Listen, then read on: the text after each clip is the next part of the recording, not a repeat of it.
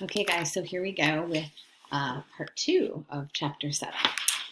So the wolf whirled about, pivoting on his hind legs after the fashion of Joe and of all cornered husky dogs, snarling and bristling, clipping his teeth together in a continuous and rapid succession of snaps. Buck did not attack, but circled about him and hedged him in with friendly advances. The wolf was suspicious and afraid, for Buck made 3 of him in weight, while his head barely reached Buck's shoulder. Watching his chance, he darted away, and the chase was resumed. Time and again he was cornered, and the thing repeated, though he was in poor condition, or Buck could not so easily have overtaken him. He would run till Buck's head was even with his flank, when he would whirl around at bay, only to dash away again at the first opportunity. But in the end, Buck's pertinacity was rewarded, for the wolf, finding that no harm was intended, finally sniffed noses with him. Then they became friendly, and played about in the nervous, half-coy way with which fierce beasts belie their fierceness. After some time of this, the wolf started off in an easy lope in a manner that plainly showed he was going somewhere. He made it clear to Buck that he was to come, and they ran side by side through the somber twilight, straight up the creek bed, into the gorge from which it issued, and across the bleak divide where it took its rise. On the opposite slope of the watershed they came down into a level country where there were great stretches of forest and many streams. And through these great stretches they ran steadily, hour after hour, the sun rising higher and the day growing warmer. Buck was wildly glad. He knew he was at last answering the call, running by the side of his wood brother toward the place from where the call surely came. Old memories were coming upon him fast, and he was stirring to them of old as he stirred to the realities of which they were the shadows.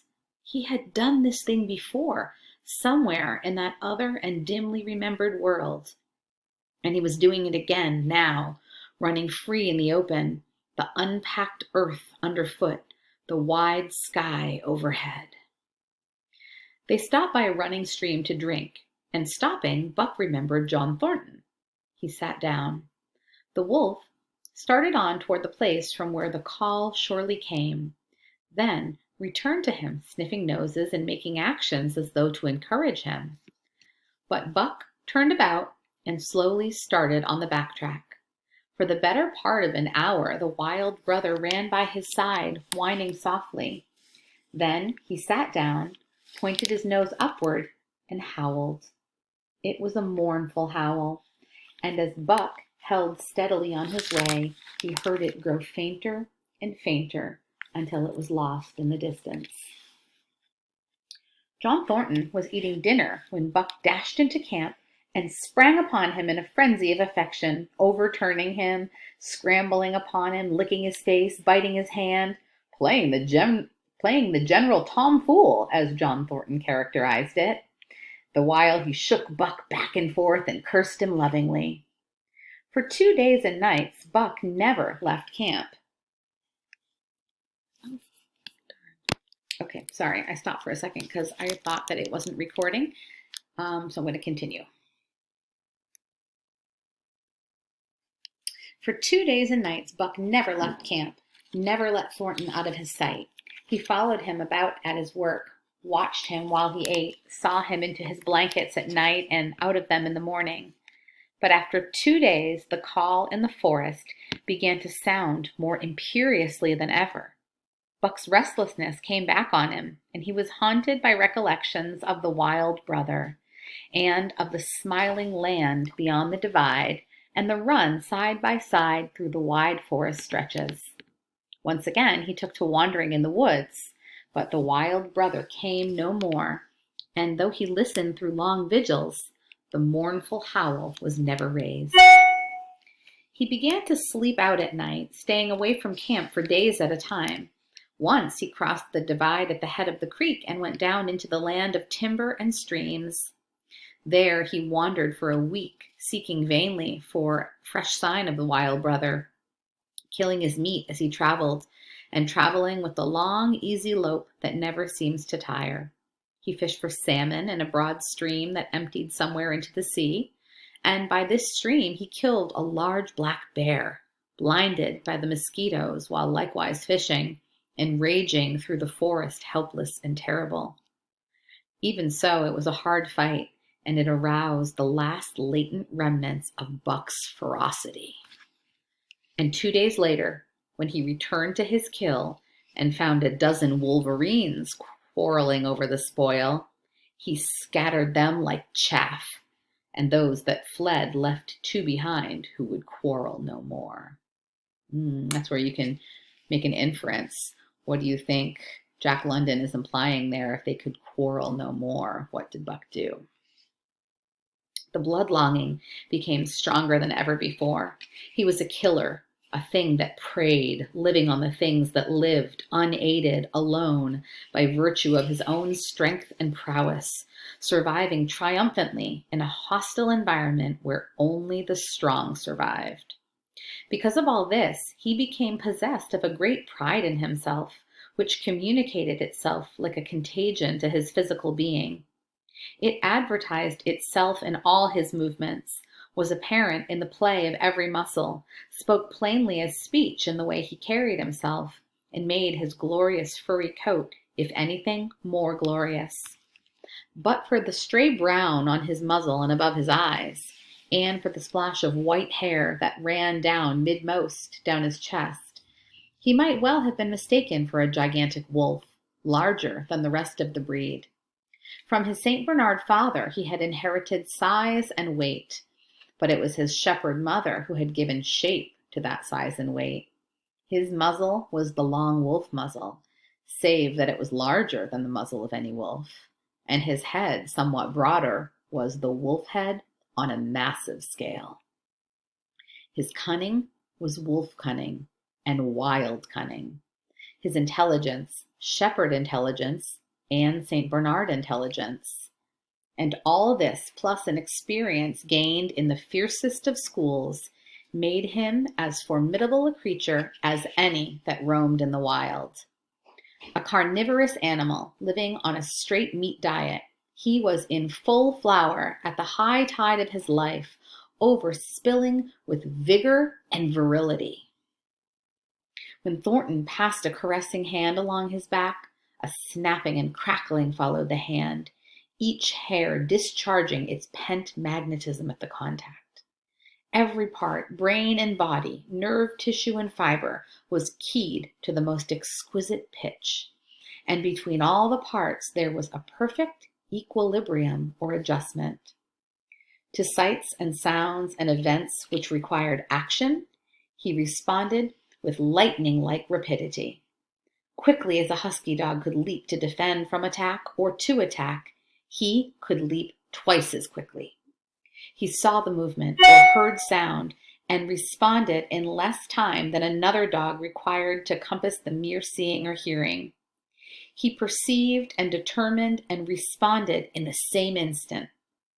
In the point of fact, the three actions of perceiving, determining, and responding were sequential, but so infinitesimal were the intervals of time between them that they appeared simultaneous. His muscles were surcharged with vitality and snapped into place sharply like steel springs. Life streamed through him in splendid flood, glad and rampant, until it seemed that it would burst him asunder in sheer ecstasy and pour forth generously over the world. "Never was there such a dog," said John Thornton one day as the partners watched Buck marching out of camp. "When he was made, the mold was broke," said Pete. "By jingo, I tink so myself," Hans affirmed. Then they saw him marching out of camp, but they did not see the instant and terrible transformation which took place as soon as he was within the secrecy of the forest.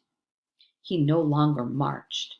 At once he became a thing of the wild, stealing along softly, cat-footed, a passing shadow that appeared and disappeared among the shadows. He knew how to take advantage of every cover. to crawl on his belly like a snake, and like a snake to leap and strike. He could take a ptarmigan from its nest, kill a rabbit as it slept, and snap in mid-air the little chipmunks fleeing a second too late for the trees. Fish in open pools were not too quick for him, nor were beaver mending their dams too wary. He killed to eat, not from wantonness, but he preferred to eat what he killed himself. So a lurking humor ran through his deeds, and it was his delight to steal upon the squirrels, and when he all but had them, to let them go, chattering in mortal fear to the treetops.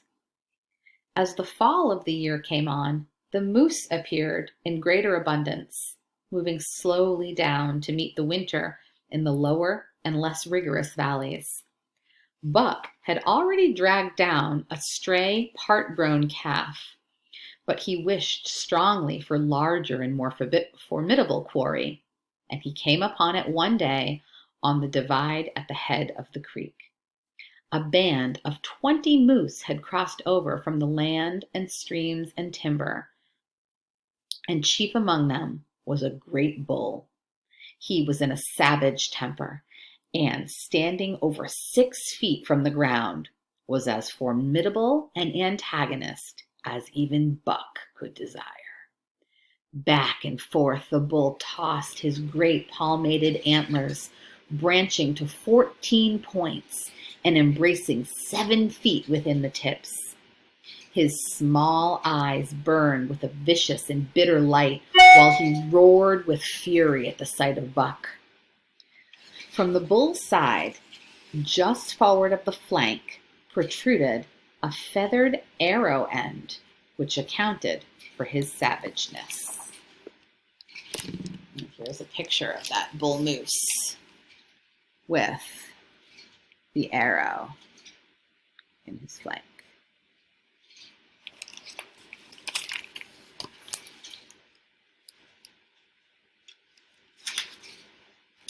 From the bull's side, just forward of the flank, protruded a feathered arrow end, which accounted for his savageness. Guided by that instinct which came from the old hunting days of the primordial world, Buck proceeded to cut the bull out from the herd. It was no slight task. He would bark and dance about in front of the bull, just out of reach of the great antlers and out of the terrible splay hoofs which could have stamped his life out with a single blow. Unable to turn his back on the fanged danger and go on, the bull would be driven into paroxysms of rage. At such moments, he charged Buck, who retreated craftily, luring him on by a simulated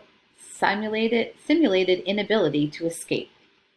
But when he was thus separated from his fellows, 2 or 3 of the younger bulls would charge back upon Buck and enable the wounded bull to rejoin the herd. There is a patience of the wild, dogged, tireless, persistent as life itself, that holds motionless for endless hours the spider in its web, the snake in its coils, the panther in its ambuscade.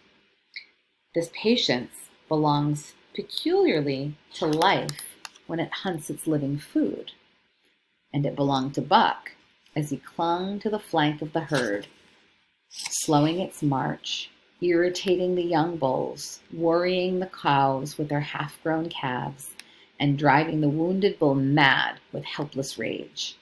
For half a day this continued. Buck multiplied himself, attacking from all sides, enveloping the herd in a whirlwind of menace, cutting out his victim as fast as it could rejoin its mates, wearing out the patience of creatures preyed upon, which is a lesser patience than that of creatures preying.